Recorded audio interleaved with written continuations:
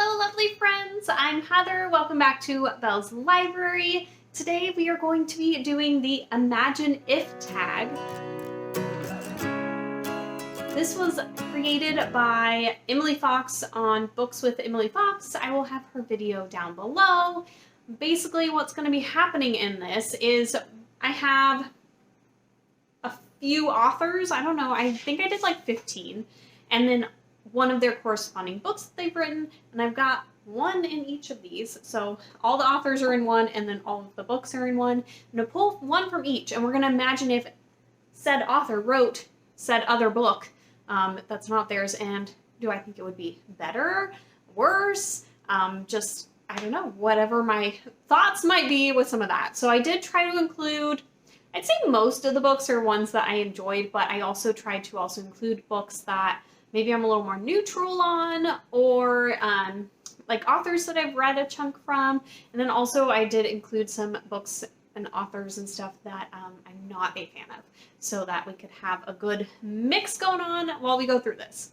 So before we get started into all of this though, definitely get down below, go ahead and click that subscribe button so that you can talk bookish with me here. I also have my Instagram and Goodreads and Storygraph all linked down below so we can talk bookish on all those different platforms. I really love that. So go ahead and do that really quick, and then we'll go ahead and jump into this really fun kind of game tag thing going on. Okay, so I'm gonna pull one from each of these and we're gonna see what we got happening. That one and this one. Nope, that's two.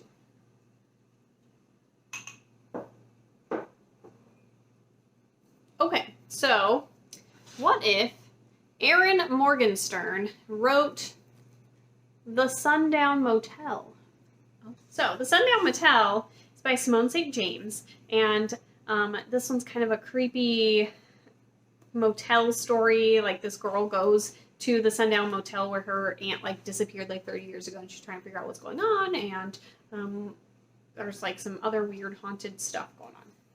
Erin Morgenstern wrote The Night Circus, which is a really fun circusy story that's very like atmospheric and yeah, like just very detailed writing, and just some of the creative things that she came up with. I'm like, what? I don't know how I feel about her writing that. So I could see how, because I love Erin Morgenstern, she can write some really beautiful scenes. Could maybe make some interesting like atmosphere going on with the story, but I already think that's pretty well done.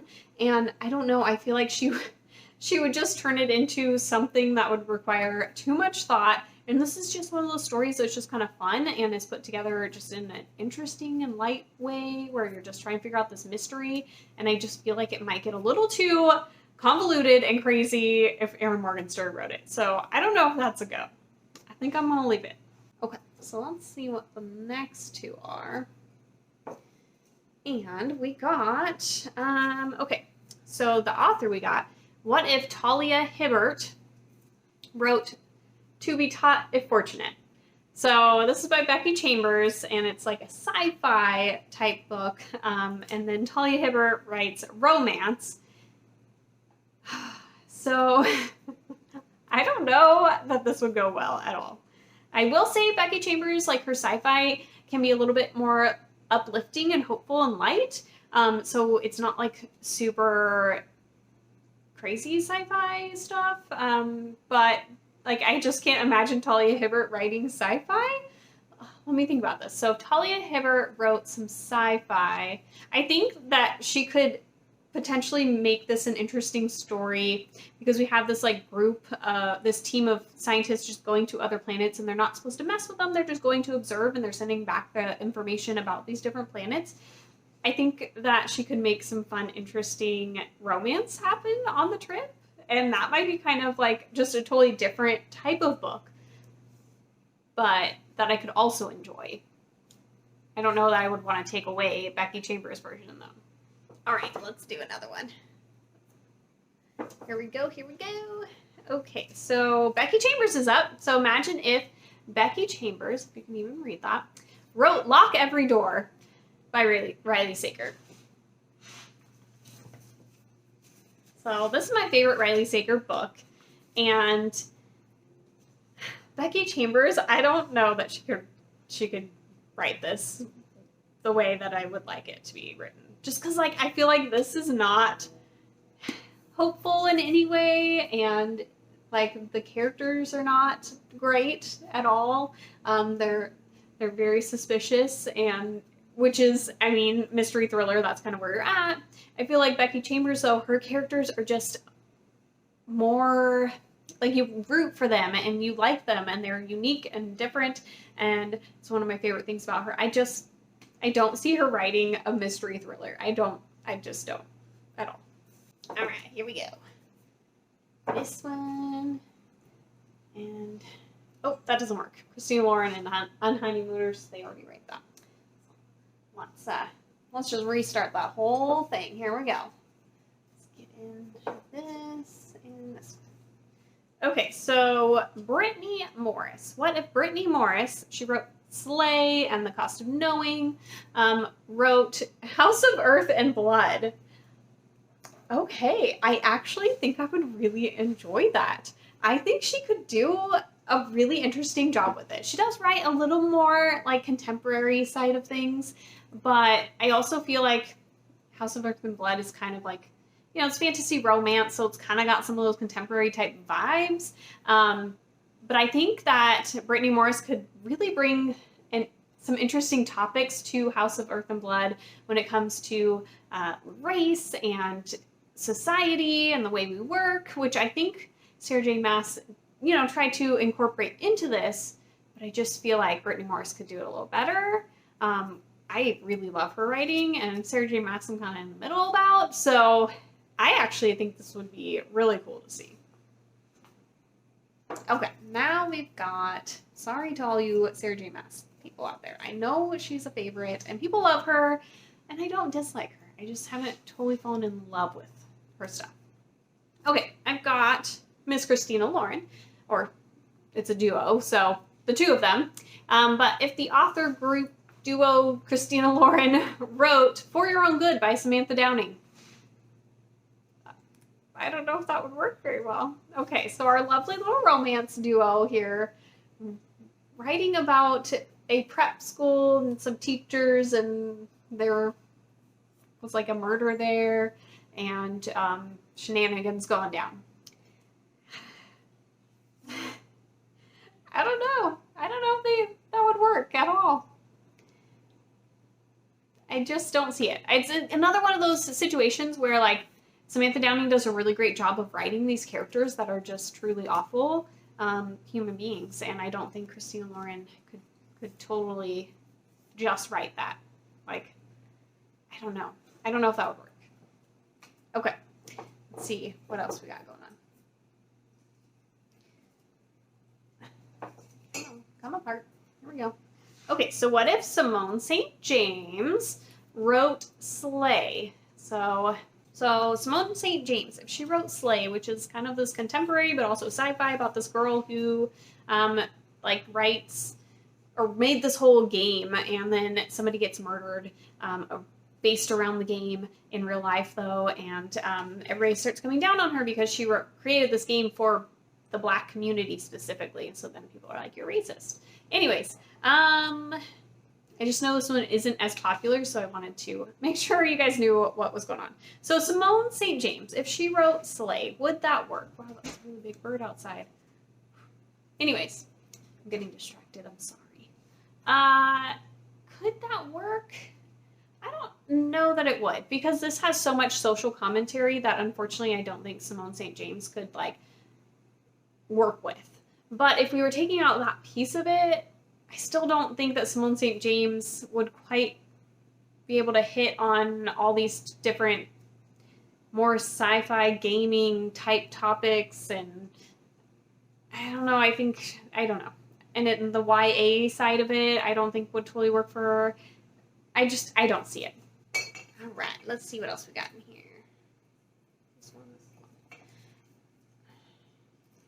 Come on, is that just one? Yes. Okay, so what if Catherine Arden wrote House of Leaves? Oh, okay. Catherine Arden. Oh my gosh, I really have been enjoying a lot of her work lately. But House of Leaves, I did not enjoy at all. But I love the concept and idea of this book, like, and reading it in different formats and different ways, and like this house having this other weird corridor and like basically like house within the house because dimensions are off and then there's like weird stuff happening. But like, I don't know. I think Catherine Arden actually could probably make it interesting. She's really good at like making these intricate stories that somehow connect in like all these different ways and like it comes together. And I think she could do that. I don't know about the horror side of it because she is, you know, but she's written middle grade horror and I've enjoyed it. I think she could pull it off and I think she could make it a little more interesting and atmospheric and just like enjoyable. And then I can still have that experience with the book and like the different stuff going on and in a more enjoyable fashion. So I think I would pair this. All right, let's see what else we got. Okay, so what if Sarah J. Maas wrote Paper Towns, which is by John Green?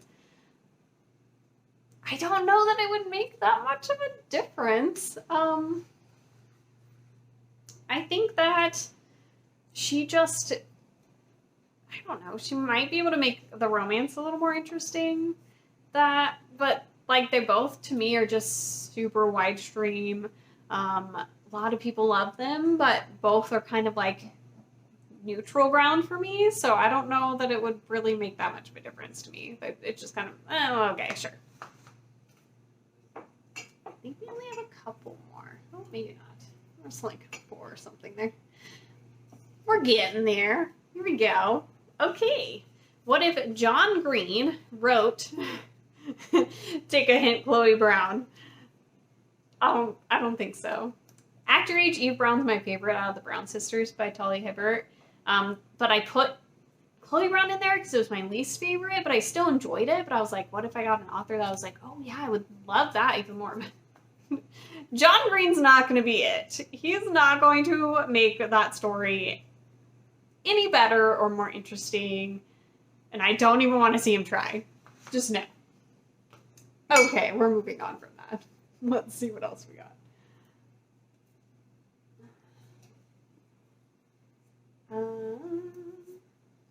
Okay, so what if Nick Cutter wrote The Bear and the Nightingale? Nope, another one. No go, no go. Nick Cutter wrote like The Troop, and I hated that story. It was super gross and too much, and I did not like it. And I love The Bear and the Nightingale, and he would just make it into some gross, gory story that I do not want to read. That just, no. No. Because there's, I don't know, a more wholesome undertone to Bear and the Nightingale that I just feel like he would ruin, and I would be very unhappy. So we're not doing that. No. No, no, no. Okay, what if Riley Sager wrote The Troop? Okay. Wow, I actually think this could be good. Because I hated how a lot of the writing, like this really grossed me out. The Troop was just disgusting. But maybe if it was made into more of a thrillery type scene where we're going out to this island, all these kids, and then this like creepy guy is coming around and things are going haywire. But I feel like there could be more of a mystery thriller aspect in there instead of a horror grossness factor. And that could be interesting. This group of kids going, I mean, it's kind of similar to The Last Time I Lied, but not quite. And I really enjoyed that one by him. So I would pair this. I would go with it. Yeah. All right. I'm getting there. Okay. What if Mark Z. Danielski wrote The Night Circus? Now, I will say, I adore this story and it does not need to change. But the weird way and convoluted way that this story ends up coming together in the end, I feel like Mark C. Danielski could kind of probably go some other weird direction with it. He could probably turn this into more of a horror type thing instead of more of a fantastical side with the magicians. Like, he could make it like a different story, and I think that he could do something with it. Potentially. I haven't read anything that I've liked by him, so I don't know for sure that it could work, but I think it potentially could turn into an interesting story. With just, yeah, the intricacies of this story and the way it all goes together, I think he could do it. But I still want this story. Do not take this away from me. All right, this might be the last of it, I think so. I think so, guys. Okay, so what if Samantha Downing wrote The Unhoneymooners? Oh, so they kind of swapped because we have this the other way around. So Samantha Downing writing The Unhoneymooners. I don't see that at all. If she kind of turned this into, I guess, like a tropical island fiasco where, like, these two end up having to go on this honeymoon, but then, like, one of them kills the other one or something, or they've killed somebody to get to this point, or something weird. I mean, it would really have to be, like, flipped on its head, and I don't know that it could fully work at all. Like, it's just, they're not gonna swap. These two authors and their stories are just not gonna swap. Well, that was fun and interesting. We found a couple things that maybe would work, but for the most part, I feel like people should just stick with what they got going on. So that was a fun little tag. If you haven't done this, I definitely recommend it. It was really enjoyable, so I'd love to see it. Let me know down below if you decide to do it, and if you haven't done it, then you're tagged. Check it out. And again, check out Emily's video where she did this as well. It will be down in those the comment box, so you guys can check it all out there and see where this came from. But I definitely enjoyed doing this one. These were kind of fun little challenges to just, you know, make your brain think in a different way. So what do you guys think of these pairings? Anything that you would actually keep as a pair? Let me know, and we'll talk soon. Bye, guys.